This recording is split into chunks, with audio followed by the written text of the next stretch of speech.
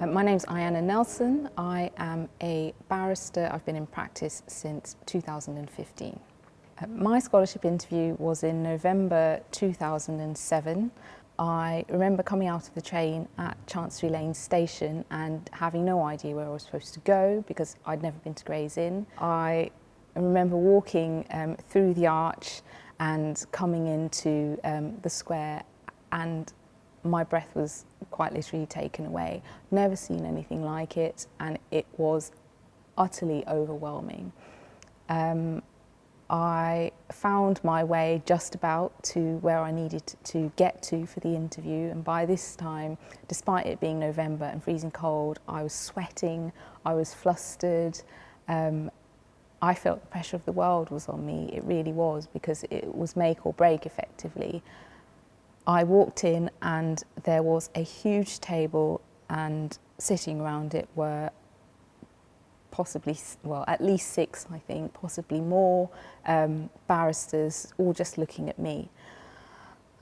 Part of me wanted to turn around and just walk out the door, but I thought, no, Ayanna, you've got to do this. This is your only opportunity. And so I went in and I sat down and I introduced myself. And then I realised, as the interview started going on, that why were you worrying? You had nothing to worry about. This is entirely possible. The people that I was speaking to were nice people. They clearly cared, they were interested in me, they were interested in what I had to say. And whereas in my head, barristers were these scary people that you see on TV walking into the Old Bailey, these were just normal people. They were dressed in suits, okay, fine, but they were nice people, normal people, not the preconceptions that I had about what barristers are. And they guided me through it. And I came out of there thinking, well, actually, I could probably do that again if I had to. And on a day in February in 2008, another posh letter came.